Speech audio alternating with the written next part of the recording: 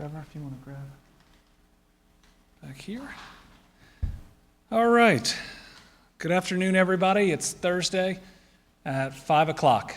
That time that we come together and we remember and we have faith that we're going to get through this coronavirus and we're going to get through it together. So say it with me. We're going to get through this. We're going to get through this together. One more time. We're going to get through this.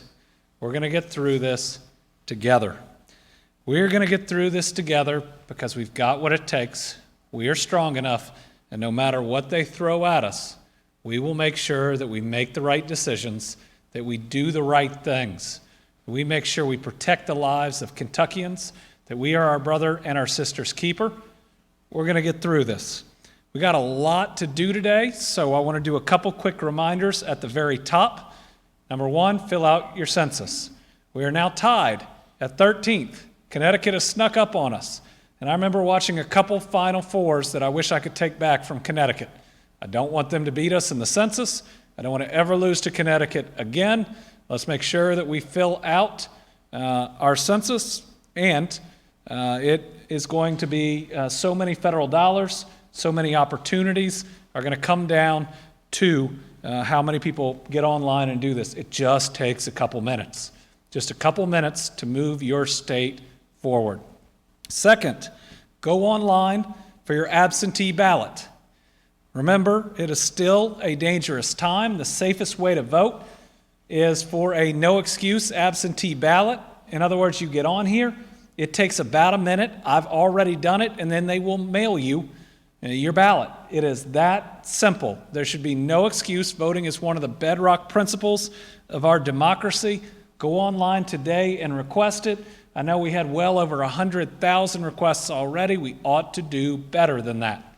So get online and request that. As promised, tonight we're starting off with a couple of videos for kids. And this is important. You know, our children are bearing the brunt of some of this trauma, and we need to make sure that we're providing the type of advice for parents. So our first video is explaining masks to our kids. And the second one we showed at the very end of one of our other press conferences, but we need to put it up top so your kids can see it. It's about the anxiety associated with parents going back to work. So James?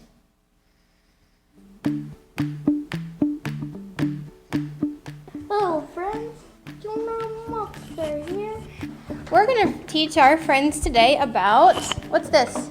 A mask. A mask. And it might seem really silly. I think Jonah Monster, you think it's silly, don't you? Yes. Yes, when we see people wearing masks, we think it's silly. So I thought today that we could share, why do you wear a mask? So we did a little experiment and we practiced breathing on a mirror so we could see what happened. And guess what happened? The mirror fogged up because little drops of water come out your mouth when you breathe. You can also test this by putting your hand over your mouth and breathing. You can feel some of that moisture. It sort of works like this spray bottle. So this is what happens when you sneeze or cough out into the air. Those could be germs. But I wonder why people are wearing masks. Let's try it out with Jonah Monster's mask. Remember, the spray bottle is like our breath. I've covered it with the mask now, and watch. Nothing's on the mirror, no germs. So when you're out in town or you're at a doctor's appointment and you see someone wearing a mask, Jonah Monster, what does that mean? I care about you. It just means I care about you and I'm not going to get mine on you. Oh. Say bye. Bye.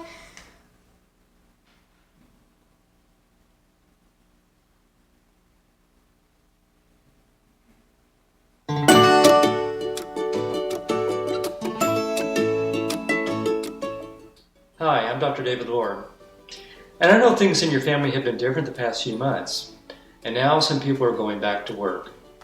This might make you feel a little worried or scared after having everybody at home.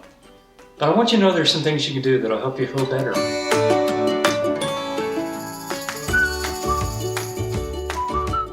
You stay healthy at home, stay healthy at work. That means I'll be washing my hands, wearing my mask, and staying 6 feet away from others so I can be healthy at work.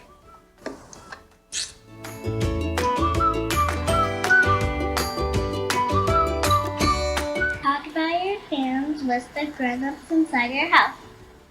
Always here to answer your questions or to talk about your worries. Si creo que estás preocupada, te voy a preguntar de eso para ver si estás bien. Mwah.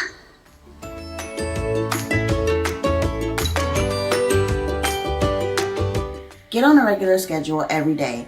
That means regular bedtime, mealtime, and time for exercise. You can use a visual calendar like the one Micah is.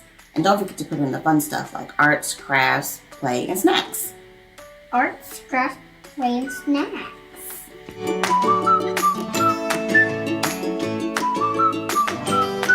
Spend time with other people in person or even over the phone, like your brothers and sisters, your cousins, your grandparents, your friends. Don't even forget about those special pets, or even your stuffed animals and your favorite toys. Or you could be like Dax with his favorite blankie.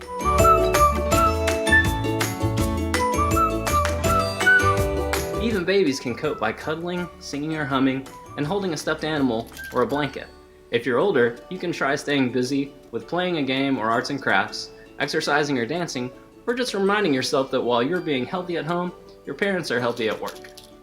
So thanks to all our families for reminding us there are a lot of ways we can help ourselves if we get worried. So let's remember the 5 C's. You are in control of being healthy at home and healthy at work. Communicate or talk about your feelings. Stick to a consistent schedule. Connect with people, pets, and toys. And use your coping strategies like belly breathing.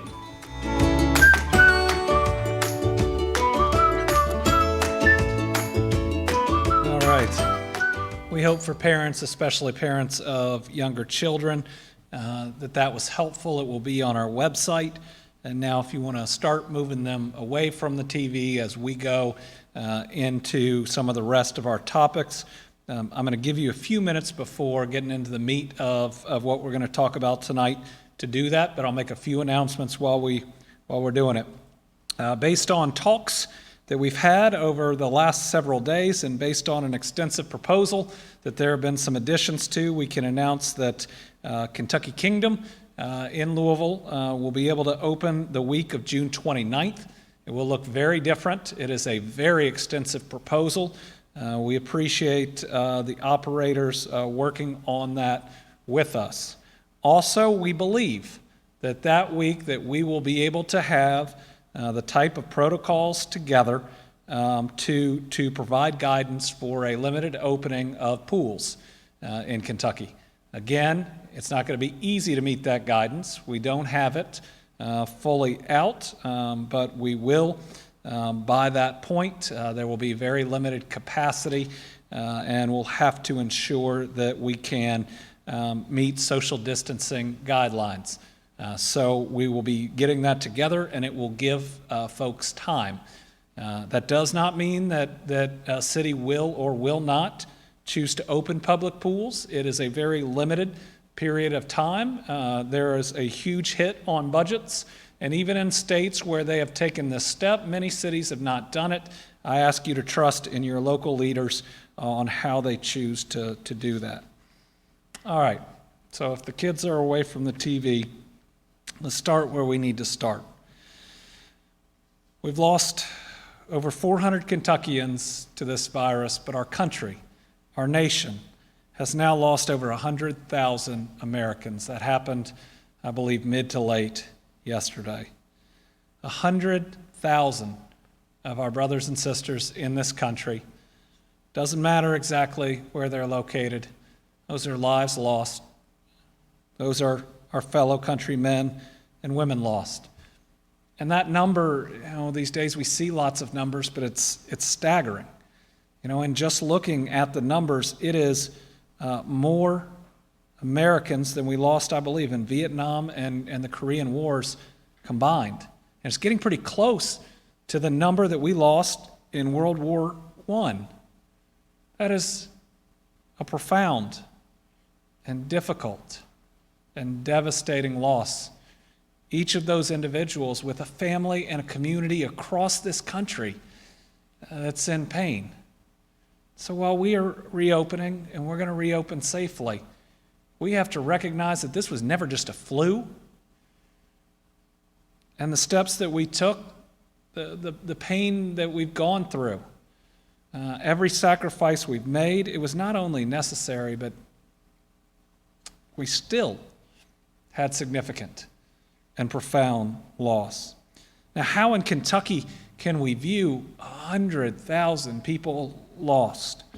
Well, Rupp Arena seats a little under 24,000. Cardinal Stadium seats right around 65,000. We've lost more Americans than what we could put in both of those facilities combined. And other than Louisville and Lexington, we don't have another city, at least until we get through this census, that's reached 100,000. So picture any one fully wiped out. We have to recognize the toll that this virus has taken and the toll that it's going to take until we get to that vaccine. And we have to honor these families and this loss that this country has experienced by being committed to making sure that we reduce the loss going forward. I know summer's hit, and now we can get our hair cut and other opportunities. Some want to pretend like it never happened, but it has happened. It has significantly happened. And the amount of time in which just 4 months that this has occurred is a scar that is going to live on in our country. And so to recognize this moment in time, I've asked Reverend C.B. Akins from Lexington, who has served in so many different ways his community and this entire state, to lead us in a prayer both for this country and for our Commonwealth and for these 100,000 individuals plus that we've lost. Reverend Akins.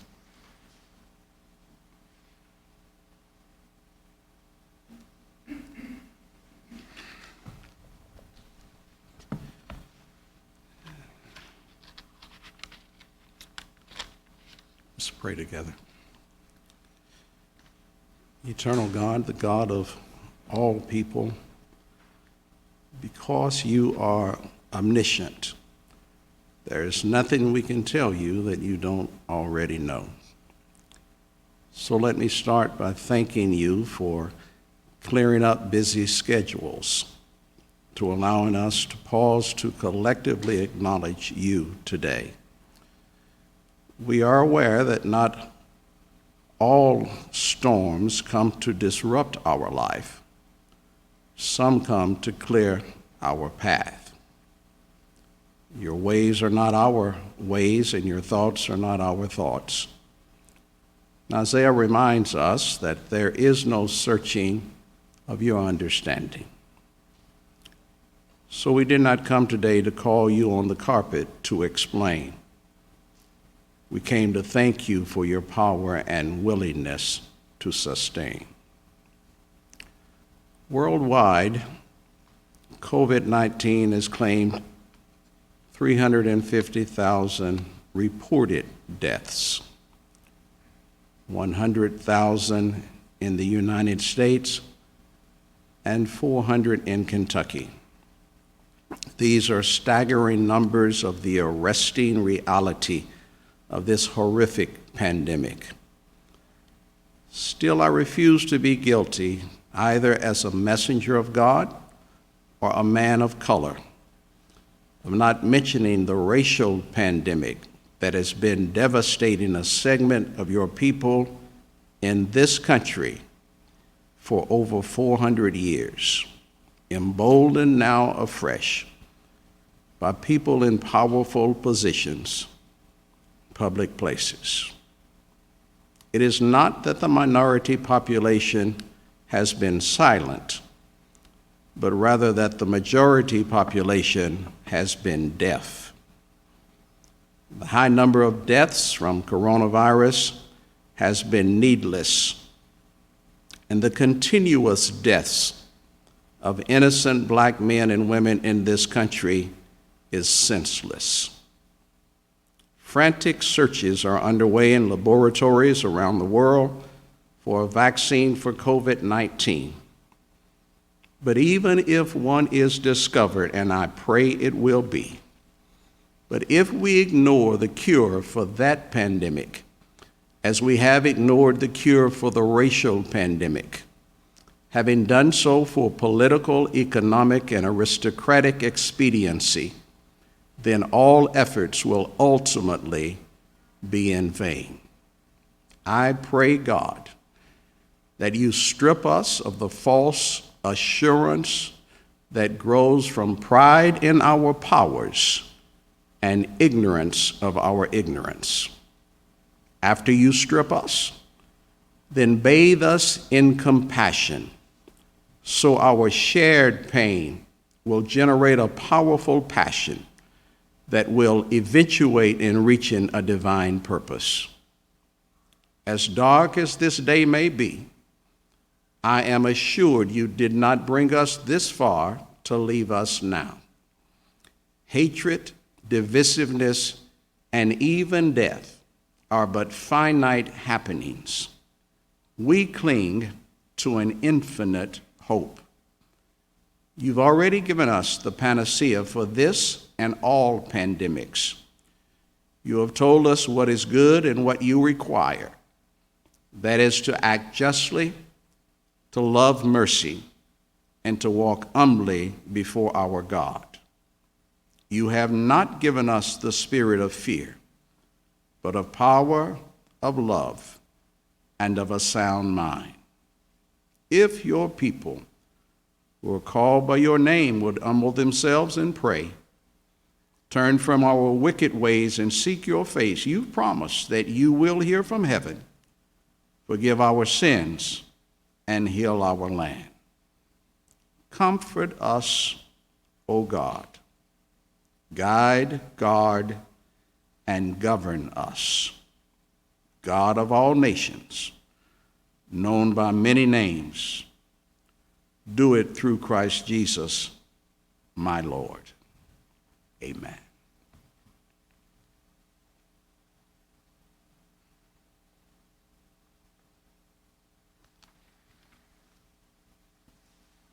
Well, thank you to Reverend Akins for words we shouldn't just hear, we should act upon. Want to quickly, before we get to our numbers, show you a couple of new graphs. One is an in-house, and one is on one of the 3 or 4 websites that's really tracking every state that really shows you our journey thus far. And on Monday, I plan on actually walking through that journey that we've been on to defeat this virus from the very first day that we had our first case to where we are today. Because when you look at it, you can see the reasons that we took steps. And, even though it's only been, several months, it seems that the beginning was so long ago. So James, will you show the first one, the bar graph? This shows you a couple of different things. These were new cases by week, starting in that week of March 2nd. Remember, we had our very first case on March the 6th. I remember it. It was a Friday. I'd gone home to be with my kids. I got the call. I sprinted back over here, and we entered our state of emergency that very first day. I think we're one of the first states, one of the only states that declared a state of emergency right in the beginning. But what we saw after that, week to week, as you look at the go back. As you look at really all the way up to the week of April 12th, the first 30 to 35 days was at least, for the most part, a doubling, if not sometimes more, week after week. This was the pandemic curve. This is that steady, diagonal increase that if it had continued at that rate where it was that week of April 6th and on that trajectory that had started on March the 7th, then by May the 4th, by that week out there, we would have been having more than 16,000 new cases in a single week. 32,000 cases the week after that. That type of Philadelphia curve that we have seen, but one that was absolutely real and was growing. But you look after that week of April 6th through the 12th, and you see that plateau, and it's a little, when you look all the way out to May 4th, that's when we did all of Green River and a couple of other places. But with that pandemic curve doubling or more every single week, and where it could have led, we suddenly had a very abrupt plateau and end to that escalation. So what was it?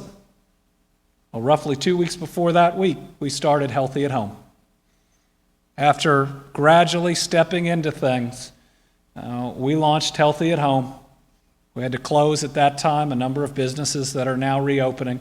We took drastic and significant steps. It worked. It worked. A curve that, as you can see, and at this time, we were looking at models that had some of the heaviest losses of human life that I could ever imagine, and the numbers impacted going up to 80%, 70% of our entire population the way they were going. But Kentuckians came together. We sacrificed. We did what it took. We put our dreams on hold, and we stopped that pandemic curve. That was after 35 days of something that was absolutely getting out of control. And then we had about a 35-day plateau. And guess what's happened the last 14 days?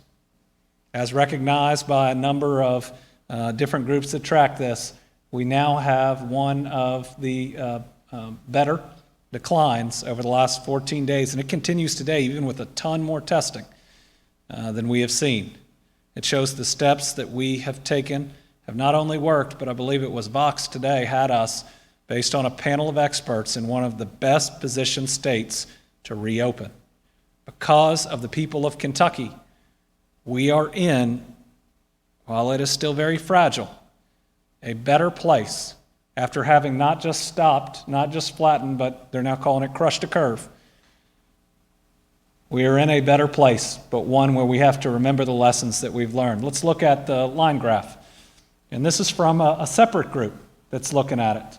And this is about number of days since that first case as they show it. And that was our initial increase. Look at it. I mean, this was our first 3 weeks, and how quickly. It wasn't just the total number, but it was how quickly that it would spread. And up to day 35,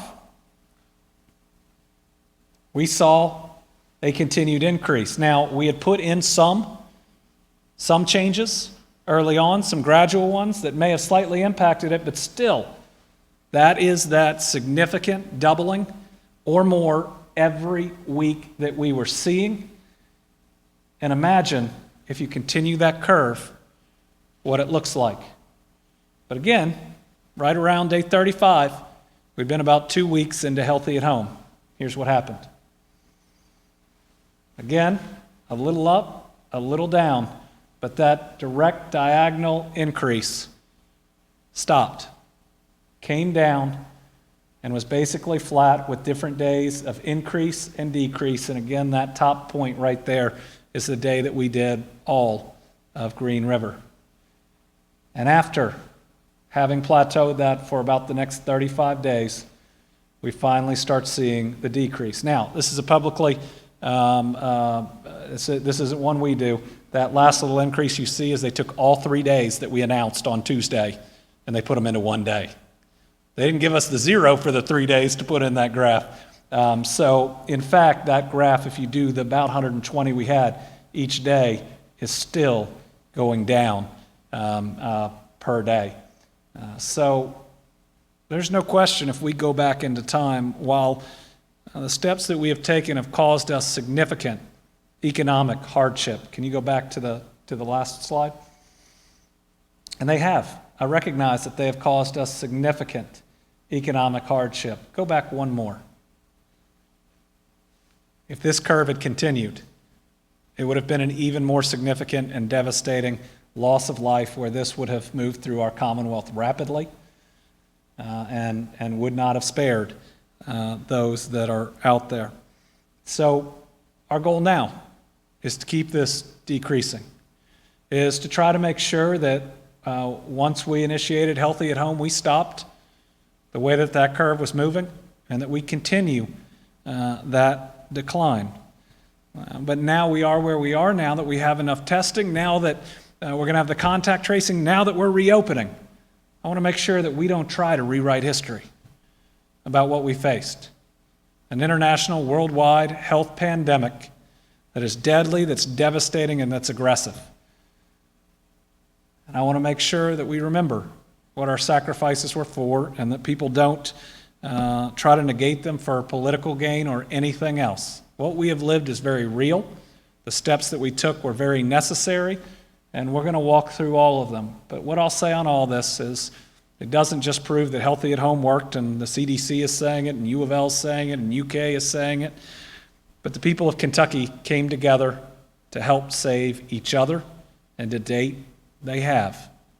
Where we were going was so much scarier than where we've been. And thank goodness that people were willing to do the right thing at the right time, even with the financial trauma that it's caused. We can rebuild financially, and we are, but we can't bring back somebody that we've lost. So with that, we will continue to show you how the numbers are in fact headed in the right direction, and that we are in this 2-week decrease. Because on Monday, we talked about how, again, we had under 200 every single day of that long weekend. 3 days in a row, we hadn't seen a lot of those. And yesterday, we had under 200 again. And we just wanted to make sure, worried that maybe labs had been held up, maybe over the long weekend. But today, we're reporting just 113 new cases of COVID-19. Now, if we went all the way back to the beginning and where cases were, that number would be concerning, and we don't want 113 people, new people, to have this virus. But in a day where we are testing so many, this number continues to show a decrease that we should all be very grateful, very thankful for, but very committed to ensuring that it continues. So after we remove our duplicates and the rest, our total number since the very beginning, 9,184. So think about that. Overall, well, that's 9,184 too many. We don't want anybody to have it. We expected by May the 4th, which is long ago, several weeks ago, we'd have 16,000 cases in a week. In a week. That's where we've come, and that's what you did. And you ought to be proud of that, and we ought to remember what we've been through and what we've been through together. Total number of tests now. We had one lab that was taking a while to get us all of their negatives in, that we were getting their positives. Total number of tested now in Kentucky, 221,118. That's up about 20,000 from yesterday, because we finally got this group in, and only 300 of those are serology, which is a certain type of test that might tell you if you had it in the past. All the others tell you if you have it right now. You look at that testing number, and we have gone from a state that didn't have a big in-state lab, a state that was struggling to find the testing capacity, and one where you sacrificed to make sure that your sick neighbor was able to get one of those tests. We are now, when we look at the percentage of our population tested and what we're able to do a week, we might not be the leader, but we are leading in how we are increasing those numbers every single week. And I've got a bug up here with me. Total number hospitalized since the start, 2,180. And I believe that the story that we will tell is how our people came together and stopped what could have been a horrific situation from happening. But another story we're going to have is how well our hospitals did with who they had, how quickly they stabilized them, and got so many out. Currently, it's 494, down a little bit, but something we want to watch. Ever in the ICU, 937. currently 88. And the total number of recovered, our favorite number every day, 3,181. When we look at new cases by county, 15 in Jefferson, 14 in Warren, 12 in Fayette, 7 in Allen and Muhlenberg, 6 in Boone, Kenton, McCracken, 4 in Logan, 3 in Campbell, Carroll, Franklin, Gallatin, and Ohio, 2 in Hopkins, Oldham, Shelby, and Spencer, and 1 in Anderson, Butler, Christian, Davis, Fulton, Hardin, Lee, Marion, Mason, Menifee, Montgomery, Owen, and Pulaski. Now, while our numbers are certainly going in the right direction, and they're not numbers, they're people, but while our cases are going in the right direction, we still, from time to time, experience loss. And there's only been 2 days in the last more than a month and a half that we haven't lost someone, and today we're announcing that we've lost 9 new Kentuckians. And I want to comment, before I read the ages and the genders and the counties that these individuals are from, that to anybody who is saying that we should just try to go back to our old normal and sacrifice those that this preys on, I couldn't disagree more. Our seniors are just as important. Those that have these health conditions are just as important as everybody else. And to me, they're Kentuckians. We love and we care about them. And I'm never going to ascribe to that type of thought that says we simply abandon those, or we act like we can reopen fully 100%, not take any precautions, not do social distancing, and somehow it won't impact those that could be harmed the most. So those we've lost include an 80-year-old man from Boone, a 71-year-old man from Grant, a 66-year-old man from Jefferson, another 85-year-old man from Boone, and then another 85-year-old man from Boone. So we had an 80 and 2 85-year-olds. We have confirmed that those are all different people. A 72-year-old woman from Warren, a 67-year-old woman from Butler, a 70-year-old man from Kenton, and a 74-year-old woman from Boone. 9 Kentuckians, 9 families that need us to light up our homes, our places of business, our houses of worship, green, that color of compassion, something we've been doing from the very beginning and something we cannot stop now. Let's make sure to ring our bells at 10 a.m. 9 Kentuckians we don't like to see. Let's make sure we continue to do our work to protect everyone around us. Just like every day, we break down the ethnicity and racial data of overall cases, 85% non-Hispanic, 15% Hispanic. On race, 74% white, 14.71% Black or African American, 5.53% Asian, 5.37% multiracial. And then on the deaths, it's about 97% non-Hispanic and 3% Hispanic. But then when you look down into the racial data, some that Reverend Akins very eloquently spoke about, but something that we absolutely have to do something about. As we emerge, and we will, from this pandemic, let us be committed to addressing inequalities that have existed in our country for far too long, and let's start with health. Let's start with health. Dr. King acknowledged it. So many others have in the past, but we haven't fixed it. And it's time. Let's make sure that we don't face another pandemic where we lose more lives by inequality created by our system, and in the past and in the present, our politics, and other issues that we ought to be able to rise above and do the right thing. So the racial breakdown of our deaths is 78.26% white, 18.21% Black or African American. Remember, percentage of our population is 8.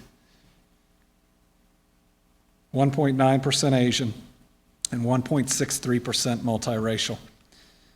Let's look at the long-term care facilities. Again, this is one of the areas where our loss has been the most significant and severe. It's obviously a It is not a majority. I think it's 20-something% of our overall cases, but it is a significant percentage of our overall deaths. We have 23 new residents, 10 new staff that have tested positive, and 5 new deaths that we can attribute. All are residents. And let's remember that we are engaged in a massive testing effort right now. And while I don't like to see 23 new residents, compared to the numbers that we are testing right now, we have hope that we are stabilizing this situation. Our recent evacuation of a facility we caught earlier than otherwise happened. It didn't reach the Trayton Oaks level before we were able to do it. Tomorrow, Secretary Freelander is going to talk through the steps that we have taken and where we are. All right, I know we've got a lot we're talking about today. Next announcement is thanks to where we are with the numbers decreasing, with seeing a steadiness of that, we are now going to be able to add every state park to our reopening. That includes Lake Cumberland. I want to mention Representative Hoover called, had a very good conversation with Rocky. Sent a letter where he certainly broke down the different reasons. It was compelling, and that, along with where we are with on this virus, means that Lake Cumberland, Lake Barkley, Blue Licks Battlefield, and Buckhorn Lake State Resort Park, that had all had temporary housing, are now going to be able to reopen with all of the other facilities. We are excited about that. That starts on June 1. Lake Cumberland Resort Park still has ongoing construction renovations, and so there's still going to be some occupancy issues there. Remember, the Kentucky Horse Park opens on June the 11th. There is at least a couple Bashirs that are really happy about that one. And the first competitive horse show out there is going to be June 17th to 21. We're going to start seeing some exciting opportunities out there. And by the way, May 28th and 29th, Fayette County Public Schools are using the Kentucky Horse Park for one of these graduations. And I don't know about y'all, but having participated in one of these with my son, and now having seen and heard about it from so many, people are making this really special for our graduates. They're putting an effort and an energy in it that I didn't see in the gyms that I graduated in. And I know it's different, and I know there's sacrifice, but I'm seeing students having a very special, a very different, but a very special experience that I think that they will carry with them their entire lives. Now we're going to have an update on Green River from Michael Brown. Again, this is a prison in Muhlenberg County that had seen a pretty significant outbreak. It was the first time that we, and it was me personally, made a commitment that we were going to test absolutely everybody, and one where loved ones are worried about those in the facility. I believe that our results thus far have been good, that the situation is stabilizing, and I think Michael Brown can give us that information.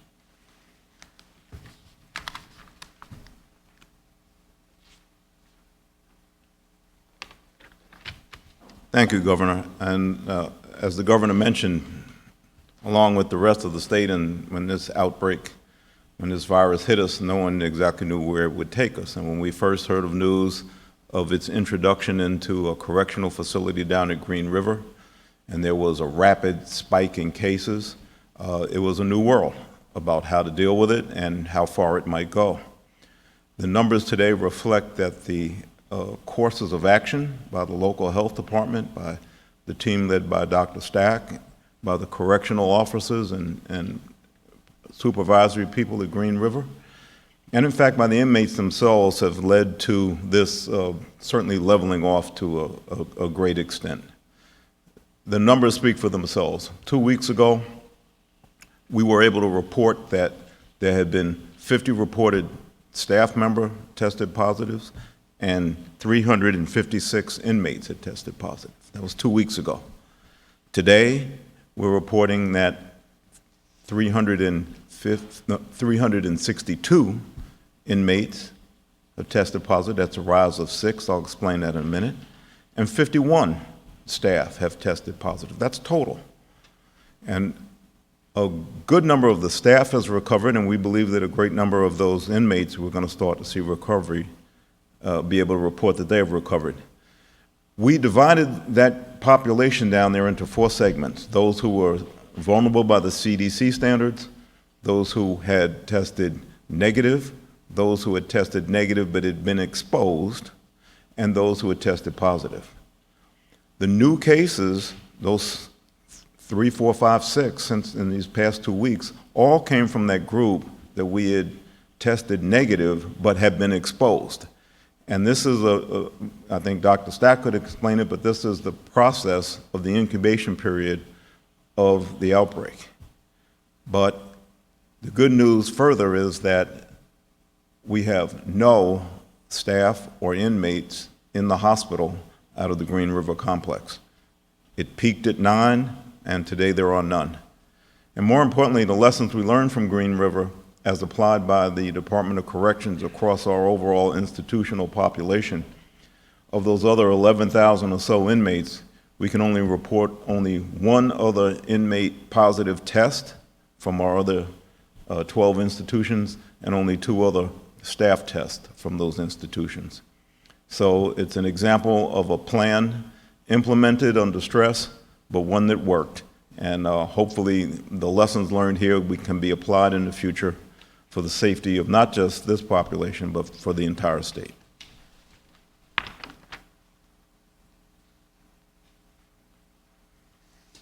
All right, next we've got Josh Benton, who's going to give us an update on UI, including some information I learned late last week on a data breach that is being publicized today. After he fills us in on those issues, I'll have some specific comments on some actions that I'm taking related to UI.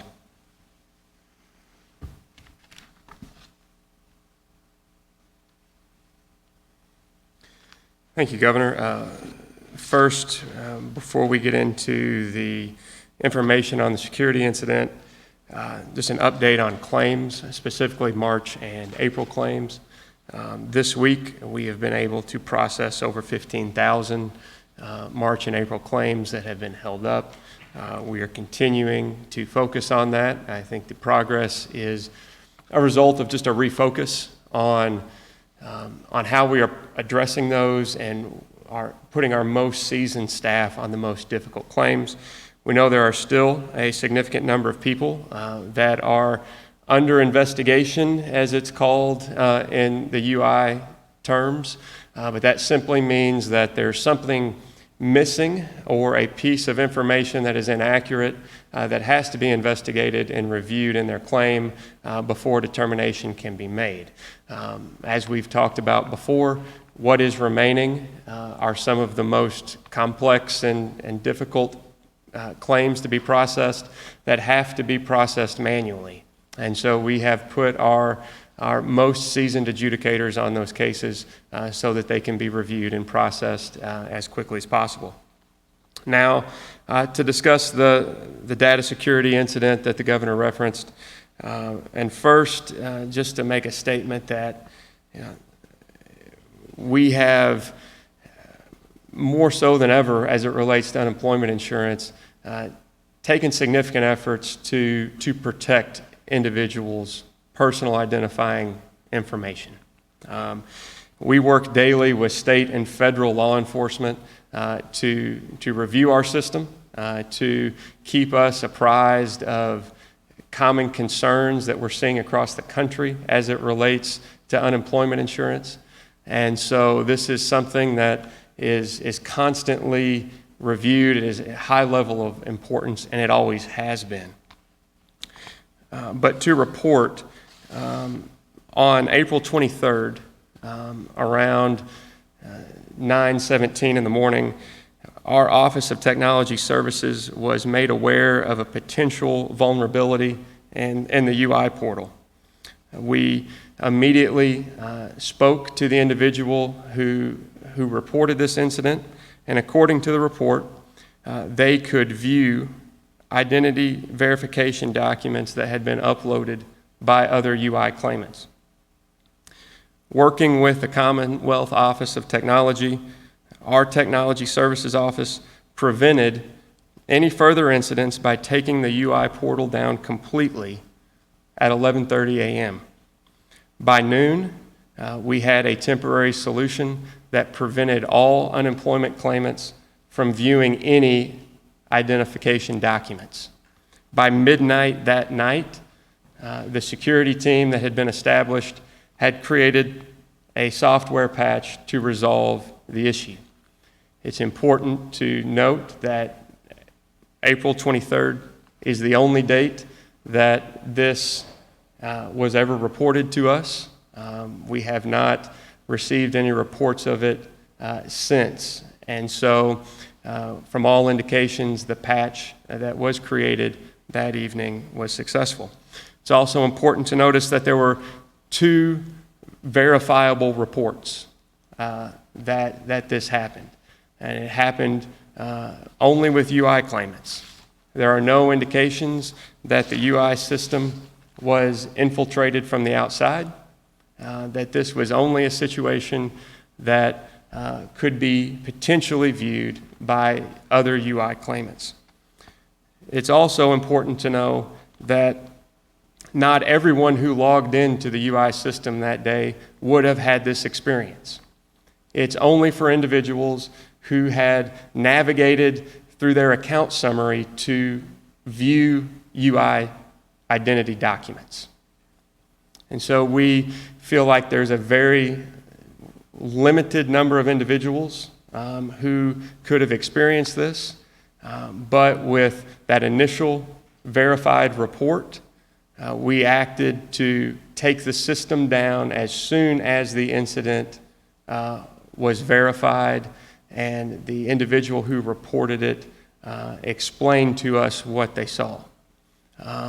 So the precautions that have been taken since then, again, there has been no indication that there has been any additional incidents like this that have occurred since that day in April, and nothing to indicate that there was an external infiltration of the system.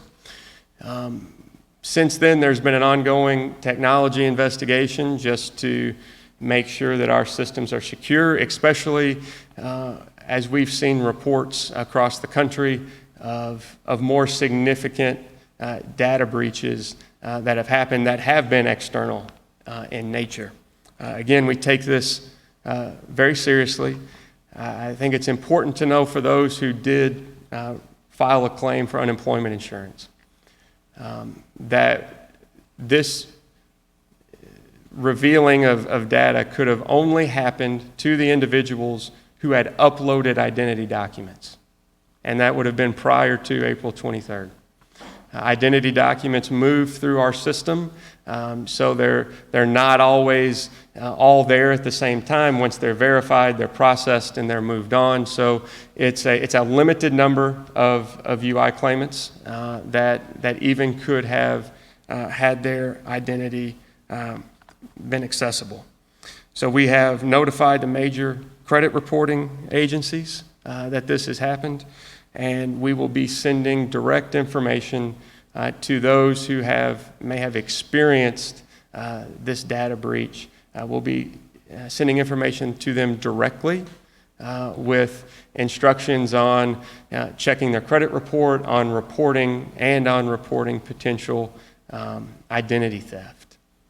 This is obviously something that IT systems are susceptible to. It's nothing that we take lightly, and we continue to monitor the security of the system at a high priority on a daily basis.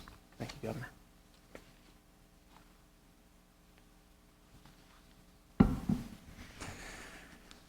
I want to thank Josh and his staff for how quickly internally they reacted to this.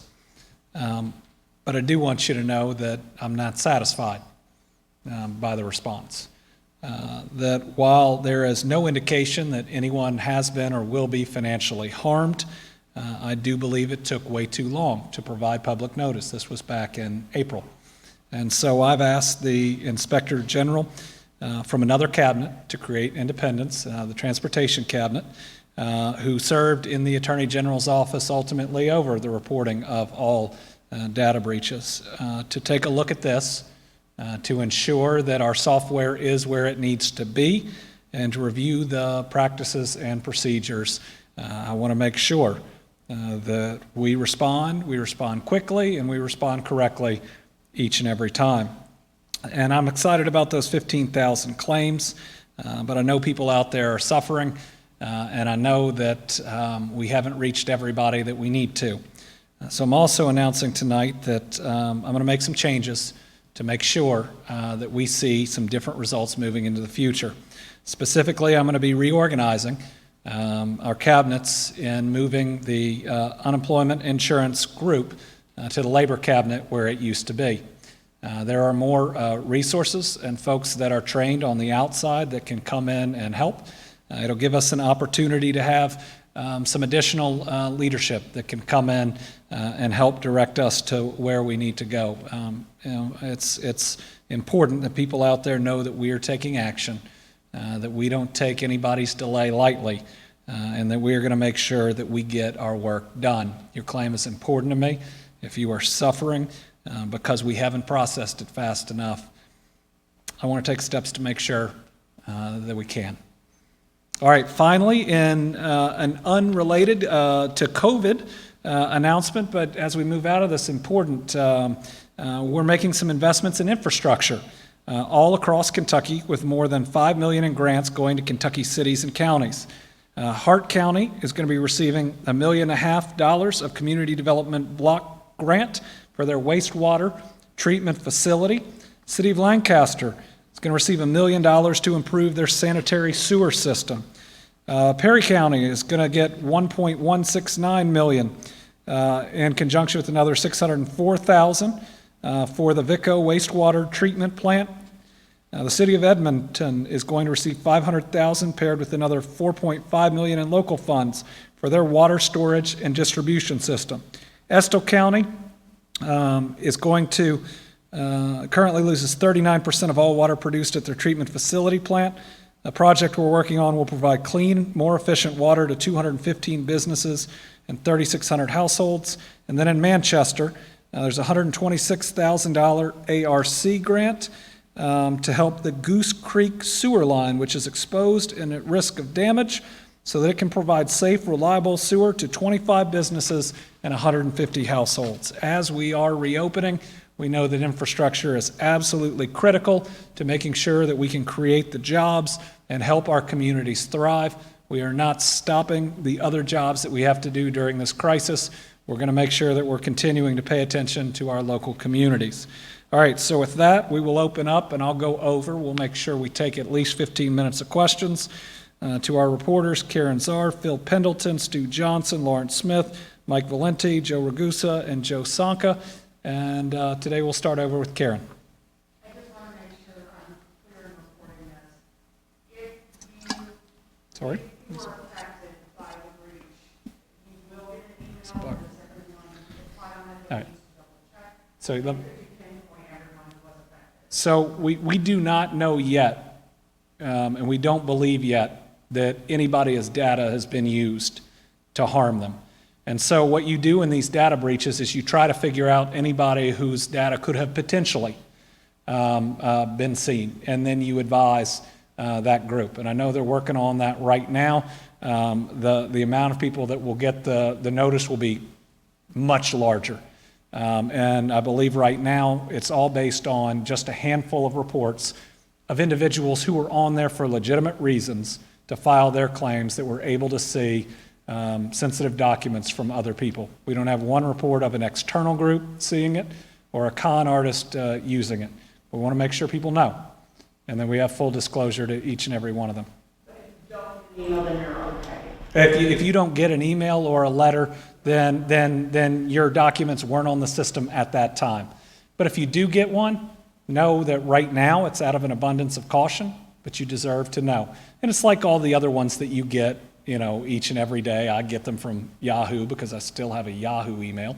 But that's unfortunately, and it's not an excuse, but this is part of our new technology society. Lawrence.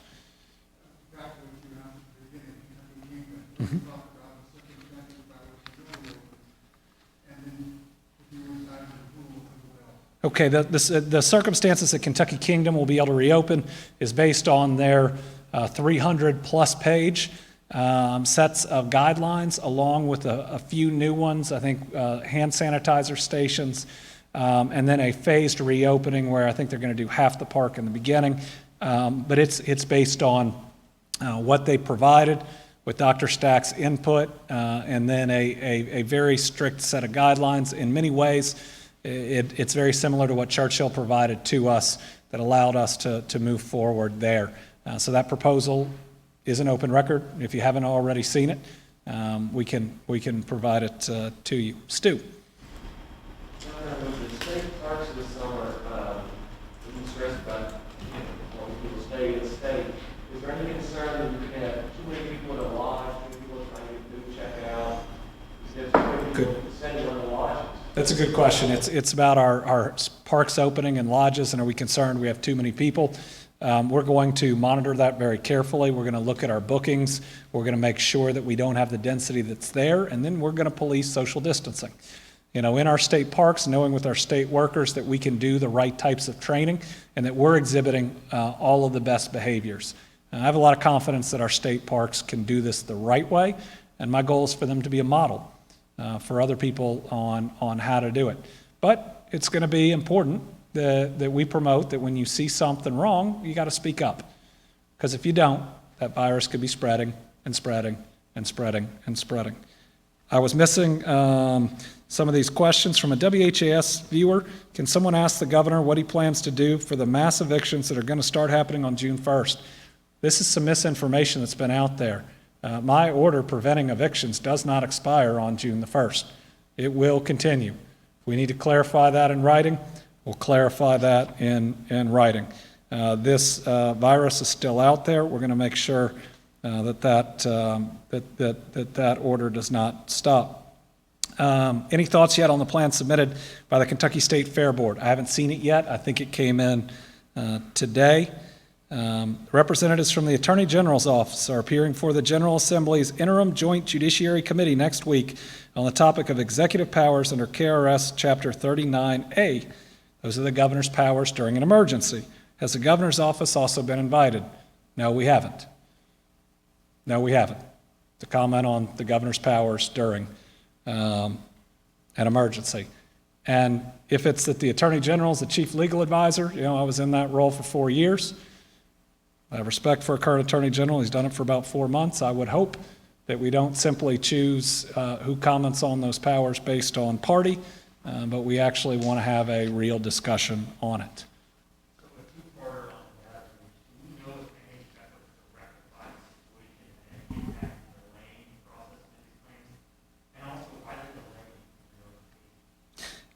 So the second part, I can tell you with certainty, is that the reason is because the cabinet did not believe it qualified as a data breach under the law.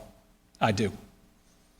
And so I learned about this based on an email between the cabinet and the Attorney General's office late last week. And I believe that we've got to identify when something is a breach, and we've got to do it correctly. And I wasn't going to let the fact that it happened over a month ago stop us from doing the right thing now. Now, there may be legitimate debate about whether it falls under the statute, but because I believed it did, we made sure that we did it now. On delays, no. We don't believe that caused any delay, that updating a system or changing a system couldn't otherwise cause. And I will say that the Education Cabinet fixed it very quickly. I have no criticisms of the immediate response, just about whether it qualified as a data breach and when the notice was made to the public. But this has been my promise. All right, my promise has been to be transparent and honest and tell you when I think we screwed up. Joe. So we still hear from people who say they've waited a long time in their claims, they're on hold for hours and hours. What is the status of how many unemployment claims are open? What the backlog is right now? Whether that's a pure number or percentage? Okay. And do you want to know it by month or? Okay.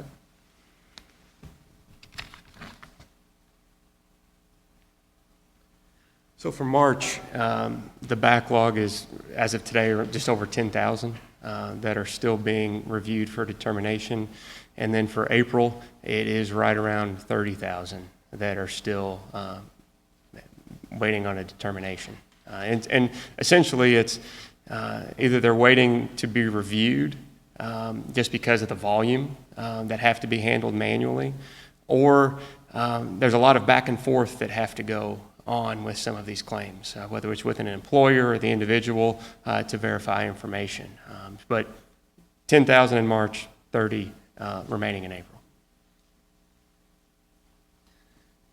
And I think it's important to note, and while I have talked and repeatedly talked about how we need to get through these faster, that there's a lot of federal law and a lot of hurdles with these. It's not as simple as you file something and you qualify.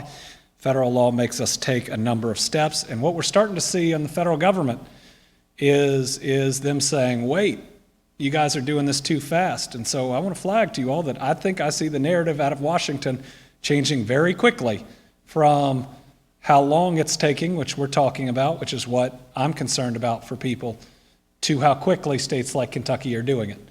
But you know, if the federal government wants to start saying we're doing it too quickly, we're trying to help people. And we're trying to be there for Kentuckians. Phil?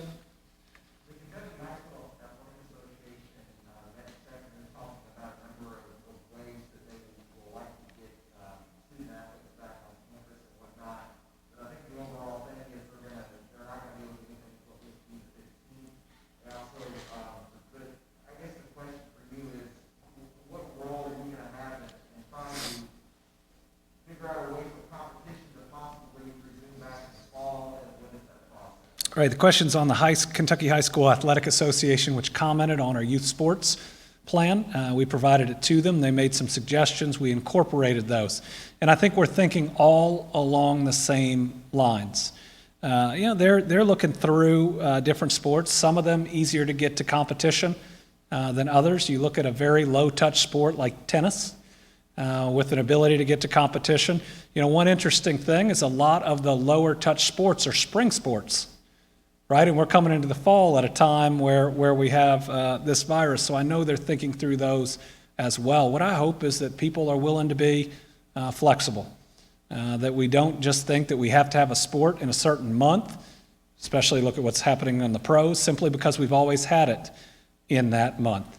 And even with a major sport, if it would be safer to move potentially from the fall to the spring or think about different ways to do it, I hope we're open to it. That gives the best chance for those student athletes to have the chance to play. If we start a high-touch sport too soon, and I don't know what too soon will be. I mean, we're right now seeing the numbers move really well, and we'll know a whole lot more before June 15th. But if we start seeing a spike again, you'd hate to see somebody start a season, play a game or two, and then have to pause it. So I hope that we're smart and we're flexible as we move forward. I believe the KHSAA has been very thoughtful in their approach. They've been communicating well with us. All right, this is from WCHS ABC 8. As a governor in the coronavirus world, how are you now interacting with the public? Are you shaking hands? If someone wants a picture, do you take it with them? This has been a strange time for everybody, and everybody's profession has changed, and a whole lot of my profession is about being, or used to be about being in the public, shaking hands, visiting communities, sitting down and talking to people face to face and one-on-one. And that hadn't been possible since this. I haven't taken a political trip anywhere since early March. Haven't gotten on the state plane for any reason since that early March time. And have been right here, communicating with the public this way, over the phone and through Zoom. I've tried to model my behavior in the way that I'm asking everybody else to, and not have exceptions just for me. So any of those conspiracy folks that are out there that want to say, I'm flying a state plane to Florida, things like that, again, you're just supporting these extremists. You're just revving up the anger. We ought to be better than this, and to be doing it after we've seen what certain people will do when you stir that pot is pretty sad. Joe. We had a Woodford County resident contact us and tell us that he was told by the county clerk that he had to vote absentee in the June election because there weren't enough polling places for him to vote in person. Can you clarify the voting procedures in that light in terms of people who maybe don't have those places to go? Sure, can you put that? So in the election on June 23rd, I believe every county will have at least one polling location that is available to the public. I believe it's going to have extended hours, and it looks like we're going to staff it with our National Guard who've been trained on how to deal with this virus. You know, they're going to be in plain clothes. And remember, before you start thinking that this is something odd, these are your neighbors. The National Guard are folks that live and work next to us, but when called by their state because there's a dangerous situation, help other people out. So Woodford County should have a polling place open for that individual if they want to vote in person. But I got to tell you what, they need to vote by absentee ballot because it is by far the safest way to vote. It is easy to register for it. It's easy to get online and do it, to go to the portal.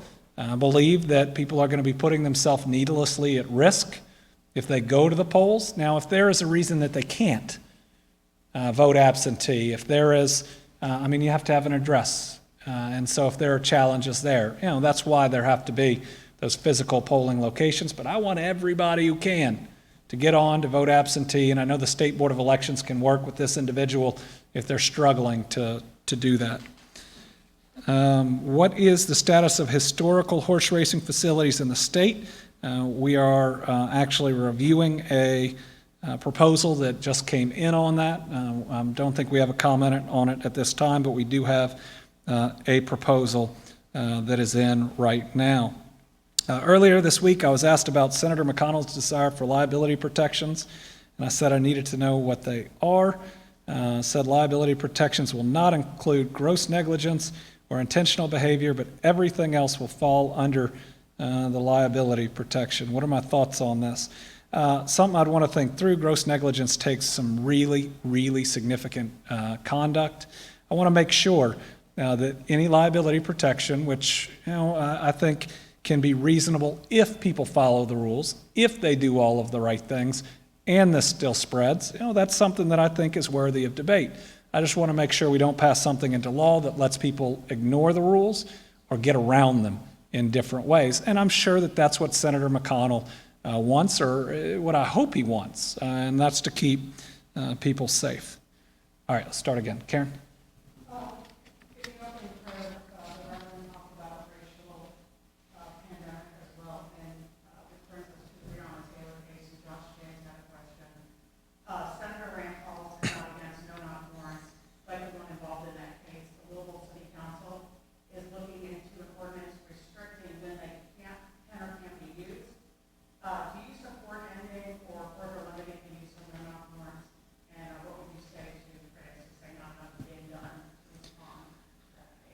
This is on the Breonna Taylor case where I've asked for an independent review of the internal investigation by multiple outside prosecutors to ensure that it's been done correctly and that ultimately we will see justice in that case. As far as no-knock warrants, I believe when you see a situation like this, it means that you have to look at the flaws. And it means there have to be some flaws in how the system works. And I think it would dishonor those that have been involved in it to not take a very close look at it. Now, whether or not something needs to be eliminated, I think you can only decide after you have the real discussion on what those flaws are. But I support the Metro Council in looking and discussing in different ways that we can do it better, because at the end of the day, what should we want?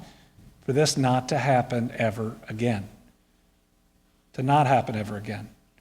Yes, she and the family deserve the truth and deserve to get the full truth out there. Then the second thing we've got to make sure is that this doesn't happen to other people. Lawrence. Sometime ago, a couple weeks ago, you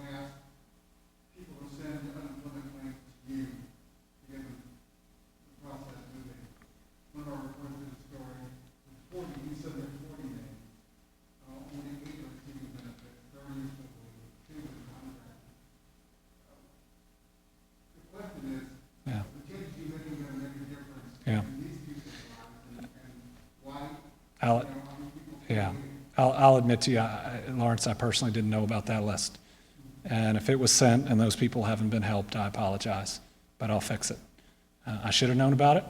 I'll figure out why I didn't know about it, and then we'll do something about it. But yes, these changes better result in better service. Stu. Mm-hmm. So the question is, if we're going to have another bump, when will we see it? And the answer is probably when we see it, unfortunately. The bumps are really, the numbers are about where we were 2 weeks before. And what I'm seeing right now is we might not see the continued full decrease, but based on our numbers for the last couple days, it seems like at least in the very beginning of Healthy at Work, people are really doing things well. And if we keep that up, we don't have to have a second bump. But we got to be really careful about how we do it. And at that time, we'll have to look at where we are. And we'll have to look at what areas we see it in and what can lead to it, because I believe our response can be surgical and not necessarily an across-the-board pause. If we see it in certain types of facilities, we can react to it there. With our additional testing and contact tracing, we ought to be able to do a lot more to respond with specificity. So for instance, before, if we had a couple of people test positive in a 1,000 person manufacturing facility, we couldn't test them all.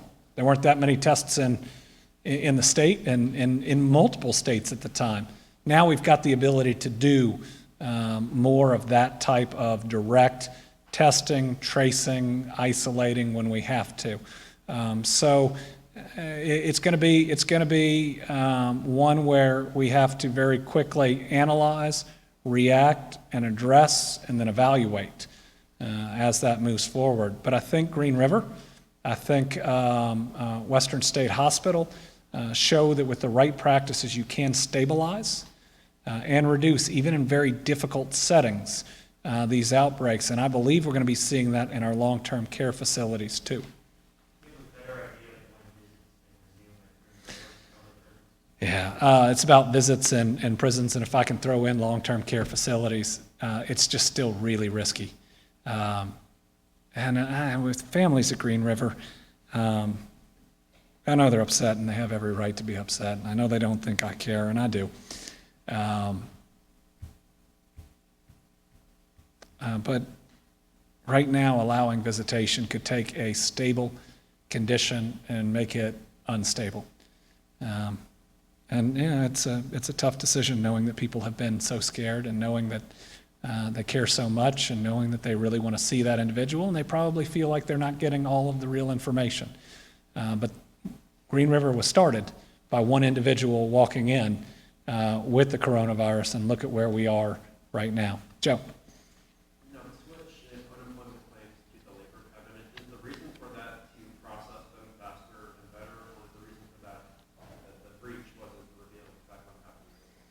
I think it's more than that. I think we want to see better processing. We want to see some better customer service. That's where it traditionally was before it was moved. And we believe that there are more people throughout that cabinet that very naturally have a skill set and have training to be able to pitch in and help. More people who have adjudicative experience when we've got more difficult claims that are out there. But do I expect to see better results? Yeah, not better. Last one.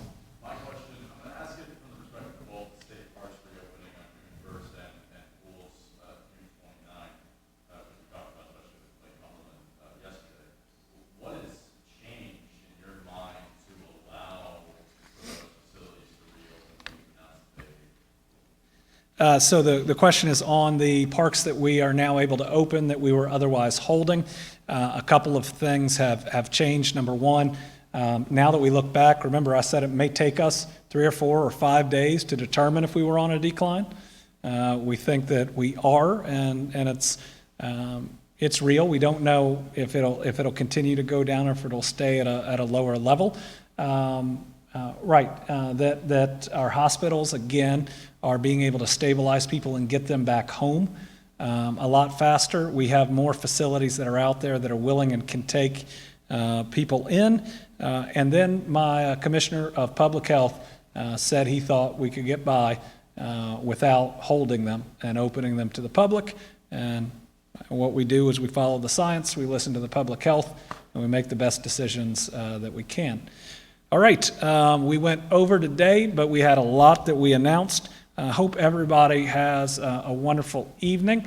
We'll be back here at 5 tomorrow, though I do think tomorrow we may discuss the time that we're going to do these moving into the future. We will not have a press conference on Saturday or Sunday, but let's remember on those days the virus can spread just as much as any other. As we look today at those charts, the people of Kentucky have done amazing, incredible work. Let's keep it up.